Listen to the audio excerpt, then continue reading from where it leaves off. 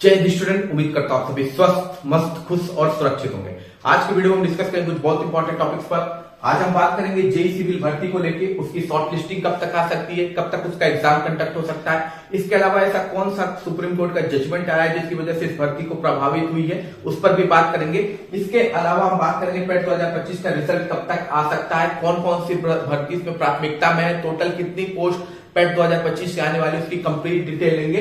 इसके अलावा forest guard का एग्जाम कंडक्ट किया जा चुका है, तो उसका पेपर लेवल कैसा था, कैसा क्वेश्चंस आए थे, क्या कट ऑफ जा सकती है, उस पर भी बात करेंगे। उससे पहले चैनल पे जो भी नए हैं चैनल को लाइक कीजिए, सब्सक्राइब कीजिए, वीडियो अच्छा लगे तो शेयर कीजिए। इसके अलावा इंस्टाग्राम और टेलीग्राम चैनल पे मुझको फॉलो करने के लिए दोनों का लिंक डिस्क्रिप्शन बॉक्स में मेंशन है, आप वहां जाकर मुझको फॉलो कर सकते हैं। चलिए चलते हैं वीडियो की ओर। तो सबसे पहले बात कर लेते हैं जेई सिविल भर्ती को लेके, ठीक है। तो देखिए जेई सिविल भर्ती को लेकर रिसेंटली 6 नवंबर 2025 को सुप्रीम कोर्ट का एक जजमेंट आया है जिसने इस पूरी भर्ती को चेंज करके कर दिया है। क्योंकि अभी तक जो जेई सिविल की भर्ती थी वो फंसी हुई थी कोर्ट केस में। कहां पे? कोर्ट केस में। और ये कोर्ट केस किसके बेसिस पे था?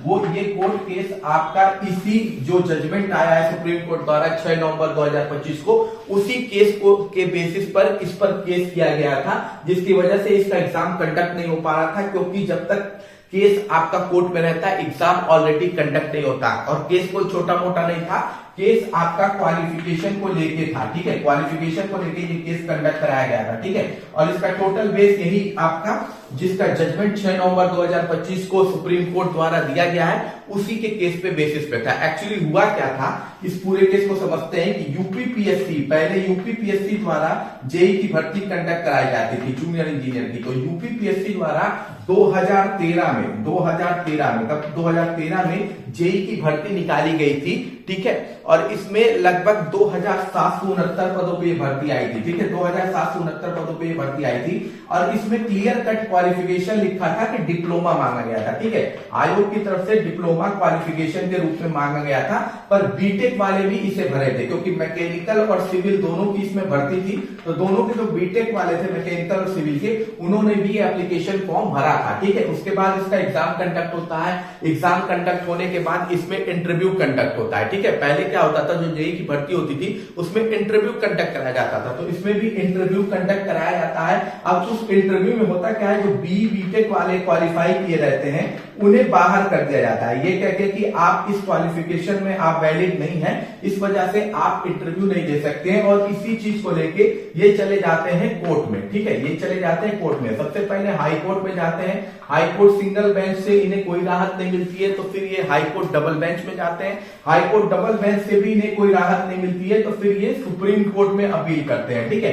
अब सुप्रीम कोर्ट में ये अपील करते हैं, किस सन में करते हैं, तो ये सुप्रीम कोर्ट में जनवरी मंथ के 2020 में, जनवरी 2020 में इसको सुप्रीम कोर्ट में ले जाते हैं, ठीक है। जनवरी 2020 में ये सुप्रीम कोर्ट में अपील करते हैं। टोटल 9 सुनवाई होती है कोर्ट द्वारा, 40 के आसपास सुनवाई होती है इस केस को लेकर। और फाइनली कोर्ट द्वारा जो जजमेंट आता है वो यही रहता है कि जो हाई कोर्ट का जजमेंट था, यानी कि जेई के लिए जो डिप्लोमा वाले हैं वही मान्य है, उसी को सुप्रीम कोर्ट भी रिटेन कर देता है। मतलब सुप्रीम कोर्ट भी उसी जजमेंट को रिपीट कर देता है।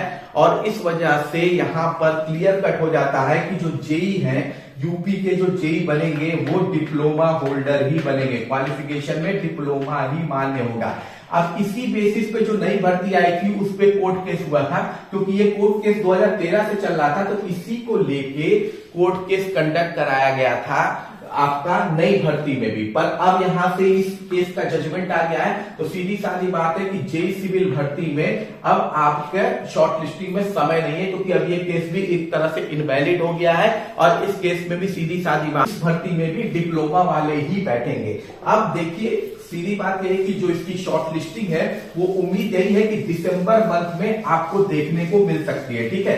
क्योंकि अब तो जजमेंट आ गया है, तो इस केस का भी कोई खास मतलब नहीं है। ये केस भी लगभग उसी तरह वही रिपीट हो जाएगा जो सुप्रीम कोर्ट का जजमेंट है। तो सीधी सादी बात है कि इसमें क्वालिफिकेशन में पहली बात है कि डिप्लोमा वालों को ही इस भर्ती में मान्यता मिलेगी, डिप्लोमा वालों को मान्यता मिलेगी। अभी देखिए क्या होता है आगे, लेकिन जो सुप्रीम कोर्ट का जजमेंट, उस हिसाब से डिप्लोमा वाले को मान्यता मिलेगी। दिसंबर माह में आपकी शॉर्ट लिस्टिंग और एग्जाम की डेट दोनों आपको देखने को मिल सकती है, ठीक है। दिसंबर माह में ही शॉर्ट लिस्टिंग और एग्जाम की डेट, और शॉर्ट लिस्टिंग की जो कट ऑफ होगी, यानी जो पेट की कट ऑफ होगी, वो 1 नंबर भी अगर आप पाए होंगे तो आप क्वालिफाइड हो जाएंगे इस एग्जाम के लिए, जेईई भर्ती के एग्जाम के लिए, ठीक है। तो ये एक खबर है जो डिप्लोमा वालों के लिए तो खुशखबरी है, पर जो बैचलर वाले हैं उनके लिए थोड़ा सा सैड मूव है, ठीक है। अब हम बात कर लेते हैं अगली इंपॉर्टेंट भर्ती पर। तो अगली इंपॉर्टेंट भर्ती आपकी पेट 2025 के रिजल्ट को लेके है, ठीक है। तो जो पेट 2025 का रिजल्ट है वो आपका 15 नवंबर, यानी इसी मंथ में 15 नवंबर से पहले कभी भी जारी हो सकता है। मतलब अगर आज हो सकता है, मेरी वीडियो आने से पहले भी जारी हो सकता है मेरी वीडियो आने के बाद जारी हो जाए, कल भी जारी हो जाए, मतलब 15 नवंबर तक वो कभी भी जारी किया जा सकता है आपका रिजल्ट, ठीक है। अब इसमें देखिए जो टोटल पोस्ट है यूपी की प्लानिंग है पेट 2025 के लिए, जो अध्याचन यूपी के पास पहुंचे हैं, मतलब टोटल अलग अलग डिपार्टमेंट से जो अध्याचन जाता है, तो टोटल आपका जो अध्याचन पहुंचा हुआ है यूपी के पास वो लगभग 44,000, मतलब टोटल पोस्ट जो गई हुई है वो लगभग 44,778 पोस्ट गई हुई है, ठीक है। 44,778 पोस्ट का अध्याचन गया हुआ है। इतना अध्याचन आपका यूपी में गया है पेट 2025 के लिए, जिसमें सबसे बड़ी भर्ती आपकी नो डाउट है लेखपाल की है, लेखपाल की भर्ती, और सबसे पहले मुझे उम्मीद है यही भर्ती आपको देखने को भी मिलने वाली है, ठीक है। तो लेखपाल की जो भर्ती है वो लगभग आप मान के चलिए 8,000 के आसपास है, ठीक है। लेखपाल की जो भर्ती है वो 8,000 के आसपास है। इसके अलावा जेई की भी भर्ती है जो 600 650 के आसपास है, मैकेनिकल और इलेक्ट्रिकल की। जेई सिविल की भी भर्ती है, जो नई सिविल की भर्ती भी आपको देखने को मिल सकती है। इसके अलावा कनिष्ठ सहायक की भर्ती है जो लगभग 4,582 पदों पर है, कनिष्ठ सहायक की भर्ती। इसके बाद अधिशासी अधिकारी की भी जो भर्ती है 320 पदों पर आपको भर्ती देखने को मिल जाएगी। इसके बाद मत्स्य ऑफिसर की जो भर्ती है लगभग 105 पदों पे ये भर्ती देखने को मिल जाएगी। इसके अलावा फार्मासिस्ट की भर्ती है जो 350 पदों पर आपको देखने को मिल सकती है। इस तरह से कंपाउंडर की भर्ती है जो 507 पदों पे आपको देखने को मिल सकती है। तकनीकी सेवा की भी जो भर्ती है लगभग 5,431 पदों पे ये भर्ती आपको देखने को मिल सकती है। तो टोटल अगर मान लीजिए तो टोटल 44,778 का अध्याचन गया है। इसलिए उम्मीद यही है कि इसके रिजल्ट आपने अच्छा परफॉर्म किया होगा पेट में। जितना बढ़िया आपका स्कोर आएगा उतने आपके चांसेस बढ़ जाएंगे, ठीक है। लोअर पीसीएस की भर्ती आपको इसी से देखने को मिलने वाली है, तो बहुत ही इंपॉर्टेंट पेट ये हो जाता है, ठीक है। अब रिजल्ट का इंतजार कीजिए, रिजल्ट आपका कभी भी जारी किया जा सकता है, ठीक है। अब हम बात कर लेते हैं अगली इंपॉर्टेंट अपडेट की। तो अगली इंपॉर्टेंट अपडेट फॉरेस्ट गार्ड को लेके है। तो फाइनली फॉरेस्ट गार्ड का एग्जाम कंडक्ट करा लिया गया है, ठीक है। पेपर का जो लेवल आया था, लेवल जो था पेपर का जो लेवल था वो आपका नो डाउट है कि हार्ड था, ठीक है। पेपर का लेवल हार्ड था। जिस हिसाब की भर्ती है, जिस ग्रेड पे की भर्ती है, उस ग्रेड पे के अनुसार जो पेपर का लेवल था वो काफी हार्ड आया हुआ था, ठीक है। मॉडरेट नहीं कहेंगे, हार्ड लेवल का पेपर था। एक्चुअली में देखिए इसमें पूछा क्या जाता है, फॉरेस्ट्री से क्वेश्चन पूछा जाता है। फॉरेस्ट्री से जो क्वेश्चन पूछा जाता है 50 क्वेश्चन, तो ये काफी अच्छे खासे टफ पेपर पे बना था। फॉरेस्ट्री के जो क्वेश्चन आए थे काफी अच्छे खासे आए हुए थे, ये नहीं था कि बहुत इजी आया हुआ था। मॉडरेट से टफ लेवल का ये पेपर था फॉरेस्ट्री का। इसके अलावा मैथ का जो होता है, मैथ्स का भी क्वेश्चन पूछा जाता है। मैथ्स के लगभग 7 क्वेश्चन इसमें पूछे जाते हैं, मैथ्स के 7 क्वेश्चन पूछे जाते हैं।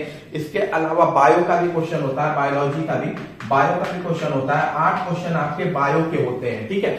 इसके अलावा 2 कंप्यूटर और यूपीजी के, ठीक है। कंप्यूटर जिसके 15 क्वेश्चन होते हैं, कंप्यूटर जिसके 15 क्वेश्चन होते हैं, और यूपीजी के जिसके 20 क्वेश्चन होते हैं, ठीक है।